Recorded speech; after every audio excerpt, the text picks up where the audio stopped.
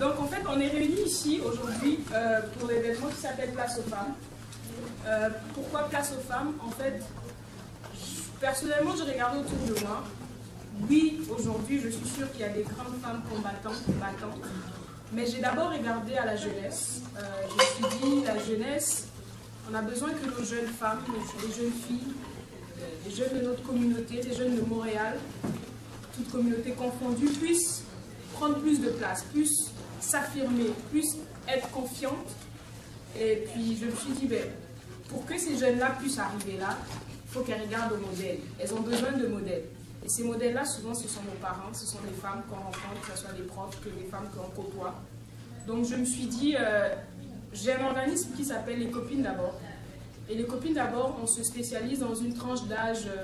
En fait, on a plusieurs tranches d'âge selon le projet. Il y a des adolescents, il y a des jeunes femmes, et jusqu'à 30 ans maximum. Et on s'est dit, Les Copines d'abord, on s'est dit, on va faire un truc qui s'appelle Place aux femmes, et qui va cibler les femmes un petit peu plus... qu'on n'est pas habitué de côtoyer en fait en tant que copine, tout simplement. Donc, je ne sais pas si vous avez tous le petit cahier. Donc, je vais tout simplement lire quelques petites informations que j'ai mis dessus pour vous. À la page 2, juste à côté, je vais commencer là, ensuite je vais lire dans l'autre sens. Donc, c'est écrit tout simplement, vous voyez, le petit carré, il y a estime de soi. Et l'estime de soi est fait de 3 compétences. Donc, il y a la compétence académique. On a beaucoup d'estime de soi quand on réussit académiquement. C'est normal. Vous avez du succès à l'école. Vous êtes fiers de vous. On a beaucoup d'estime de soi quand on réussit dans la compétence sociale. Vous avez du succès autour de vous. Vous avez des amis. Vous avez une vie sociale. Et aussi, compétence physique. Quand on est en forme, quand on s'aime tel qu'on est, comme on paraît, ça influe beaucoup sur l'estime de soi d'une personne. Donc, des recherches réalisées par le Fonds de l'estime de soi Dove ont révélé que chaque jour, plus de 70% des filles partout dans le monde s'abstiennent de participer à certaines activités, comme partager tout simplement une opinion ou assister à un événement social en raison d'une faible estime de soi. Et 70%, c'est énorme. C'est beaucoup. Cela veut dire qu'il y a des femmes, 70%, que ce soit des jeunes femmes ou des femmes, qui s'enferment chez eux à cause du manque d'estime de soi. Tout simplement. Donc, moi je dis ici, si vous avez une image positive de vous-même, vous pouvez enrichir votre vie. Ça commence tout simplement par ce qu'on pense. Lorsque nous sommes bien dans notre peau, les relations autour de nous aussi sont riches et saines. Donc, la façon dont vous pensez joue un rôle déterminant sur notre estime de soi. Et je pense que c'est par le biais de certaines activités qu'on peut aller causer, qu'on peut aller alimenter l'estime de soi. Une personne qui est réservée, qui ne parlait pas beaucoup, mais des fois, dans une certaine atmosphère, ça peut vous aiguiser à parler ou vous éveiller un petit peu à parler. Et moi, je pense que le défi, c'est appeler les femmes à se lever, aller en affaires, pas en affaires, toutes sortes d'affaires. L'affaire, c'est pas juste voir que je suis Bill Gates ou Apple, mais partir en affaires, ça commence des fois par juste... Oui, bonjour. Moi, je suis Aurélie Kouyena et je viens d'assister au mon premier événement, Place aux femmes. Et puis, wow, je suis très, très, très contente que j'ai pu assister à cet événement. J'ai appris beaucoup. C'est très encourageant de voir d'autres femmes africaines, entrepreneurs. C'est très motivant. Et puis, j'encourage tout le monde de assister au prochain. J'ai appris tant de choses, comment chercher des bourses, comment recevoir un mentor, du coaching, j'ai fait du networking, et puis j'ai pu faire la publicité pour ma compagnie. Alors, j'ai bien aimé la soirée. C'est ça. Le d'or, quand tu vas en affaires, c'est de toujours de commencer quelque chose que tu connais, ne pas t'embarquer dans quelque chose complètement que tu connais pas. Le succès, la chance de succès augmente quand tu t'engages dans quelque chose que tu connais et que tu es confortable. Alors, j'ai commencé à regarder autour de moi. Et comme avec les compétitions, Il y avait beaucoup des photos, beaucoup de préparation. Il fallait que je fasse mon maquillage, il fallait que mes cheveux sont faits. Alors, je portais beaucoup des rallonges. Et j'ai remarqué que j'étais vraiment frustrée parce que, comme j'étais toujours au gym, je m'entraînais, la sueur, mes cheveux, il fallait que je lave tout le temps. Je trouvais que les rallonges que j'avais ne duraient jamais. Alors, j'ai commencé à aller sur Internet, faire venir des vrais cheveux de l'Europe, de l'Amérique du Sud, différents produits. Et puis, ma coiffeuse a commencé à remarquer. Elle voulait que je fasse des commandes pour elle. Puis, mes amis ont commencé à demander. Ben alors, bonsoir. Moi, en cette fin du mois de mai, ça me fait plaisir. Je suis venue à partir d'une petite annonce. Et moi, l'entrepreneuriat, je veux partir à mon compte moi-même. Et les différents témoignages qui ont eu lieu ce soir, les présentations, les thèmes sur le leadership, je peux simplement dire que je suis contente de m'être déplacée, puis ça me donne une autre image des Africaines venues de différents pays africains s'établir au Québec et se prendre en main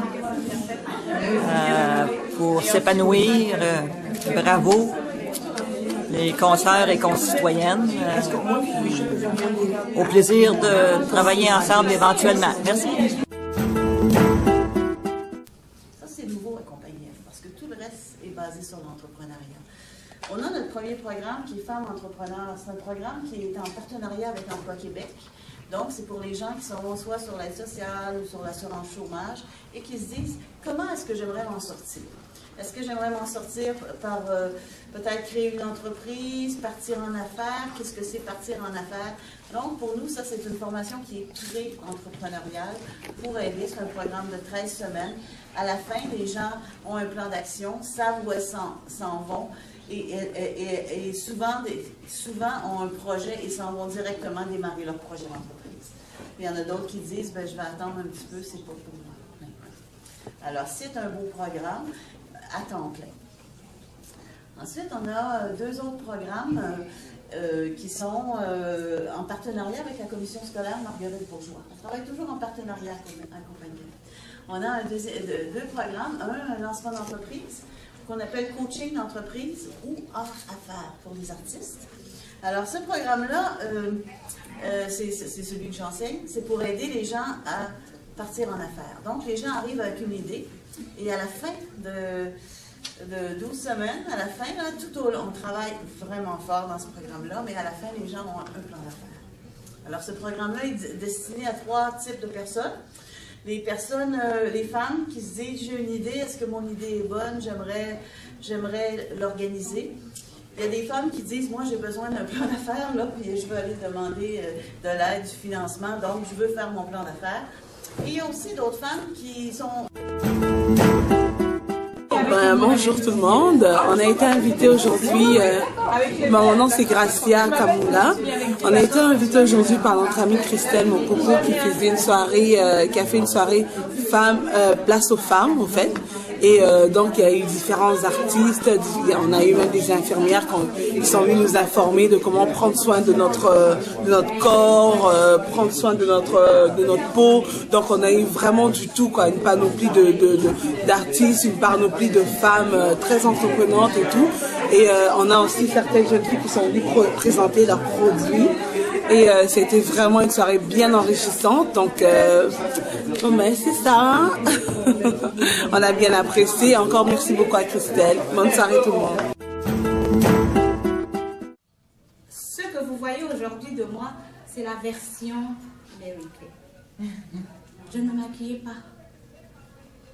Comme je travaillais au bloc opératoire, on n'avait pas besoin. Vous savez, les infirmières, c'est un peu le prolongement de celles qui auraient dû être des religieuses.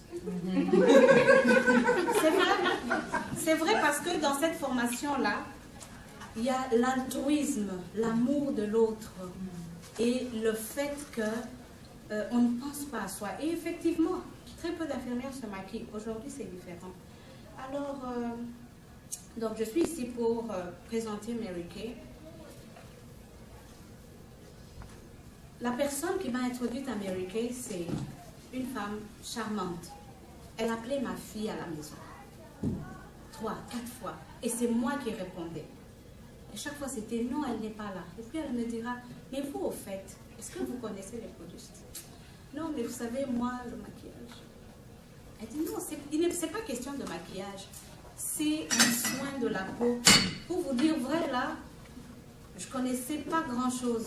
Je connaissais le soin aux patients. Et le soin de la beauté. Je me lavais avec du savon de la tête aux pieds. Je mettais la vaseline, là, parfois achetée au Dollarama, de la tête aux pieds. J'étais pas plus mal que ça. Ce sont mes filles qui ont commencé à me faire voir que maman, il est temps de prendre soin de toi. Quand on allait à l'église, elles me donnaient leur poudre, leur crayon. Maman, maquille-toi un peu. Alors, elles ont le teint un peu plus sombre que moi. Alors, vous imaginez, je prends la poudre de ma fille et je mets au visage. J'essaye de paraître un peu bien. Et pourtant, les Congolaises, ce sont des femmes coquettes. Mais moi, je n'étais pas intéressée. Donc, j'ai dit, écoutez, moi là. Mais cette dame-là, elle a dit, écoute, viens quand même, tu vas voir. Je vais te donner une pause beauté. Pause beauté, c'est quoi ça? Je dis, bon, ok, je vais y aller. Et arrivée là, la dame qui m'a ouvert la porte, je croyais qu'elle sortait d'un magazine. J'ai dit, mon Dieu, qu'elle est belle. Gentille, douce. Je suis entrée timidement, puis je vois, il y avait un groupe de dames dans le salon qui... Moi, je m'appelle Grace. Je suis venue ici en tant que chargée de relations publiques pour l'élégance du pain, qui est une société qui est très jeune, qui vient de voir le jour à Montréal. J'ai été invitée par Christelle qui a eu une très bonne initiative d'organiser une conférence comme Place aux femmes pour donner la place aux femmes, comme le nom de la conférence, pour qu'on ait le loisir quand même de pouvoir de développer l'entrepreneuriat et tout. On a eu vraiment de très belles conférences, de très belles interventions de femmes d'influence qui nous encouragent pour la communauté noire, pour la communauté africaine. Puis c'est vraiment très motivant de voir qu'il y a des initiatives comme ça. On a appris vraiment beaucoup de choses. C'était une soirée extrêmement enrichissante. C'était une soirée extrêmement éducative. J'espère qu'il y en aura beaucoup et qu'il y aura davantage de participation pour ce genre d'événement. Merci. Ferme. Je ne veux pas décourager les jeunes entrepreneurs. Je veux juste simplifier et rappeler que les faits sont là et que c'est important d'être accompagné, que ce soit coach, que ce soit mentor, whatever. C'est vraiment important d'être accompagné en affaires, de ne pas être seul et puis de pouvoir avoir des perspectives auxquelles on n'avait pas pensé avant. Je clôt la parenthèse, parlons du leadership.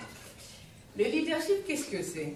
En fait, être un leader, quand on dit « Oh, c'est un leader, c'est une femme de charisme, d'influence et tout ça », c'est tout simplement quelqu'un qui nous inspire parce que la personne nous donne envie de la suivre, nous donne envie d'aller plus loin. Donc aujourd'hui, ce que je veux dire par rapport au leadership, premièrement, quand on réalise que le leadership, c'est vivre ses passions, vivre ses rêves et puis avoir vraiment de l'entrain et motiver les gens, je veux juste commencer par vous dire, avant de vous donner des outils pour un leadership, pour être leader, il faut déjà se connaître soi-même. C'est ça, on ne peut pas aller plus loin, pousser, si on ne sait pas qui on est, c'est quoi nos forces, c'est quoi nos faiblesses, c'est quoi nos aspirations, qu'est-ce qu'on veut, où est-ce qu'on s'en va, etc. Bref, donc c'est important de se connaître soi-même. Maintenant, je passe à la phase outils. Qu'est-ce qu'on a comme outil pour se connaître soi-même? On a déjà les amis qui peuvent nous dire « Ah, toi, t'es plus ci. Ah, toi, je remarque que t'es... Ah, t'as ci, t'as ça. Tu devrais développer ça. Ah, t'as un talent artistique. » Donc, c'est important d'écouter ce que les autres disent. Ensuite, il y a des tests en ligne, des quiz, etc. Il y a aussi des formations pour se connaître, se découvrir. Donc, à partir du moment où on sait qui on est, ce qui nous passionne dans la vie, et puis où est-ce qu'on aimerait s'en aller d'ici 5 ans, 6 ans, bref, à moyen terme ou à court terme, là, on peut maintenant dresser un plan d'action. Ok, moi je sais que je suis comme ça, ce qui m'intéresse c'est ça, dans 5 ans je vais arriver là, et qu'est-ce qu'il va me falloir pour pouvoir arriver là dans 5 ans? Qui je vais devoir rencontrer? Où je vais devoir aller? Qu'est-ce que je vais devoir faire? Avec qui je vais devoir m'associer? Bref, on se dresse un plan d'action pour pouvoir atteindre les objectifs.